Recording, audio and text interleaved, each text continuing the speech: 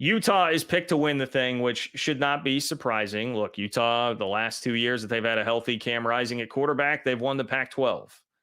Last year did not go as well, but Cam Rising wasn't playing. Utah gets 906 votes, but it was very close between K-State and Utah at the top of the Big 12 preseason poll. K-State with 19 first-place votes. There's a bit of a drop-off there to Oklahoma State with 14. Kansas 5, Arizona 3. You can see the rest of the list there. Iowa State, West Virginia, UCF, Texas Tech, TCU. Colorado, let me just go ahead and point this out right away. Colorado, top 20 team in NCAA 25, according to EA Sports. That's nationally a top 20 team. They are a top 11 team in the Big 12, according to the people that actually cover the sport. So congratulations to EA Sports on, being so in sync with the people who do cover the sport on an intimate level here in the league. They nailed it. Colorado top 11 in the Big 12, top 20 in the country. Boy, Big 12 must be having a big year this year nationally if that's where Colorado is going to land. Then we've got Baylor, BYU, Cincinnati, Houston, Arizona State. You'll notice there is a pretty big drop off there between Colorado and Baylor. So that group of Baylor, BYU, Cincy, Houston, Arizona State, generally by the media considered to be really the bottom 5 there. So definitely let me know. Look, I know a lot of people get sensitive about these. They may not be super thrilled about where their school is at. You just let me know in the comments. If you are upset about where your school is at. Some observations here, and I saw Utah fans getting snarky, and you know what? Fair enough in this respect. Like, oh boy, how could Utah fans be so disrespectful, thinking they're just going to come in and run things, and then the media picks them to win the league. Fair enough. Look, I respect the Utah program very much. I think what the pushback from Big 12 fans has been is that Utah thinking it would be easy and picking Utah to win the league by one first place vote essentially over K-State, which was the first place vote that Derek Young again did not submit. That's not exactly the media saying it's going to be easy for Utah, but I understand how the Twitter back and forth goes. I've got no problem with it at all. A lot of it is just Kyle Whittingham, man. He's a complete stud, and Cam Rising, when healthy, is too. The one thing I will say is that it's been like over 600 days since Cam Rising's been like healthy on a football field. So as much as the Jalen Daniels injury history gets brought up for Kansas, I do think there's a touch of glossing over it for Cam Rising. I do think that there is a bit of that. And we're going to have to see, is there rust to knock off? Will he be the same? It was a really weird injury saga last year. That would be my biggest concern for Utah. But they have a manageable schedule, a boss of a head coach, the best home field advantage in the conference. They have a lot to like, a lot going for them. You know that the defense is going to be good because that's just what they do, and that's why their defensive coordinator this week was named head coach in waiting, by the way. Another storyline from this week. K-State at number 2. Look, I'll even be honest, as a K-State guy, I think K-State belongs in the top 3 or 4 of the conference. I probably would have picked them second or third. It would have been tough for me between K-State and Oklahoma State. But K-State does have a lot of, is unproven talent the right way to put it? They have a lot of talent, and a decent chunk of it does need to prove itself more if they're going to be worthy of being picked second in the league.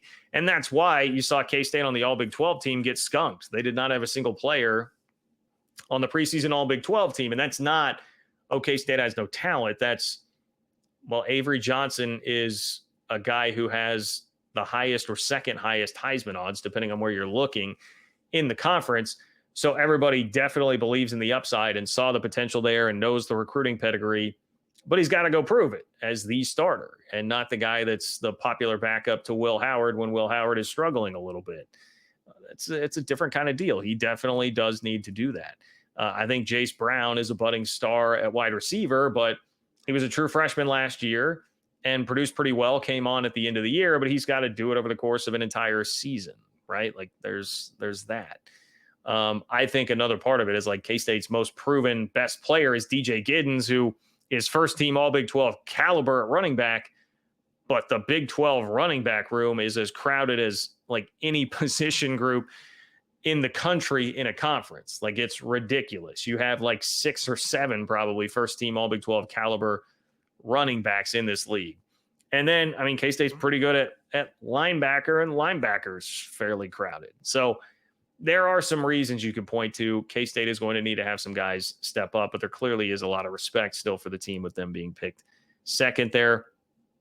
The point that I will make on Oklahoma State is that Oklahoma State has 6 players. They lead the league with 6 players on the preseason All Big 12 team. So if you're making the case, and I have seen some do it, if you're making the case that Oklahoma State is being slept on a little bit, even by being picked third and just not being one of the 2 Vegas favorites to win the league, you've got a compelling case, because everything I just said about Kyle Whittingham goes for Mike Gundy. Everything I just said basically about Rice Eccles and the home field advantage that Utah has goes for Oklahoma State and Boone Pickens. They would have the second best, in my opinion, home field advantage in the league. They've got the boss of a consistent head coach in Mike Gundy. They've got a phenomenal player in Ollie Gordon, like Heisman caliber player in Ollie Gordon, to help center the offense around. And they've got a pretty damn sturdy defense. Oklahoma State's a good team, and that's a team with championship pedigree, and a team that is always going to be in the mix with what Mike Gundy does. So you can make a solid case that we are sleeping on Oklahoma State a bit here. I would very, very much so listen to that. Kansas, you guys know my thoughts on Kansas. Most of the feedback I've been getting on Kansas lately is people telling me that I'm too close to it, and I respect them too much. I'm too much of a Lance Leipold homer. So I was being told in my ranking Big 12 coaches video from earlier this week, which you should check out if you have not. Apparently, I'm too big of a Lance Leipold homer, but I don't think you can go wrong picking Kansas to win the league. I would not begrudge any of the 5 people that did. They have a very manageable schedule where they have K-State, obviously, and they have to go on the road to K-State, but they're missing Utah, Oklahoma State, and Arizona on that schedule. So that's pretty manageable. And I would say Devin Neal, to me, is a first-team All Big 12 running back. He's certainly another one of those guys that's first-team All Big 12 caliber. Taj Brooks is too. He is first-team All Big 12 caliber. But if it were up to me and I were taking one on my team, I would take Devin Neal. I think he is that good. Kansas offense got shut out on the All Big 12 team. And if that tells you just how many good players there are in the league, that should more than about anything, because that Kansas offense is really, really good. And they got shut out on the preseason All Big 12 team. Also, yes, a product of the fact that there are 16 teams now that you're competing with. But I've got no problem with Kansas being a contender. They are pretty much right where they should be there. I mean, they're absolutely a top 4 team in the league if Jalen Daniels stays healthy. Obviously, that is the caveat there. But do the same for Utah if you are going to do that for Kansas. Arizona, I understand why 3 people could pick Arizona to win the league. I know Jason Scheer. I will give him credit for going public with the ballot. Jason Scheer, who covers Arizona and definitely was a big player in the conference realignment saga we all went through last year. He said he picked Arizona to win the league because basically of the high-level talent that they have.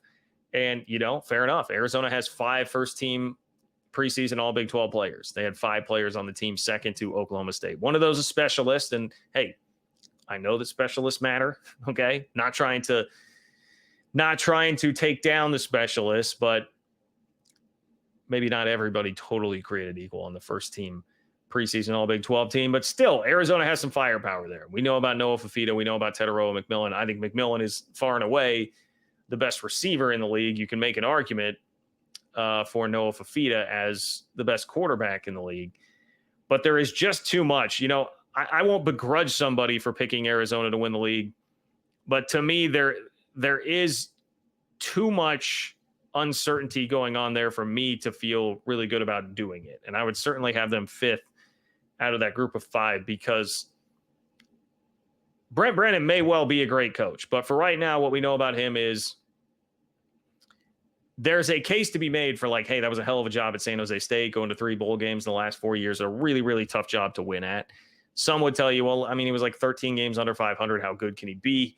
I'm very much in wait and see mode there, and I'm open to, hey, that was a hell of a coaching job. He's a great coach. but he is also a guy that will be making adjustments to being a Power 4 coach for the first time. All the players and everybody, the staff, everyone there at Arizona will be making an adjustment to playing in the Big 12 for the first time. You're changing conferences. So when you're going through coaching change and you're going through a conference change in the same year and your coach, like it's not like this was UCF bringing in Gus Malzahn, who had coached in the SEC West and now was going to coach in the Big 12, or I guess AAC first, but then the Big 12. That's a different deal. This is a guy who has not been a head coach at this level. That's a pretty big step up. That's to me, that's a lot to ask for them to go win the league. So I would not pick them to win the league.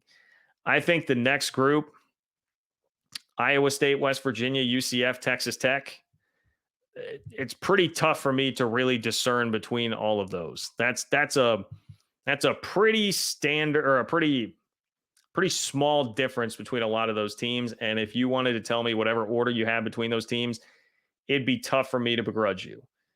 Out of that group, I'm probably lowest on TCU and I'm probably highest on UCF. I might go UCF, Texas Tech, West Virginia, TCU in that group.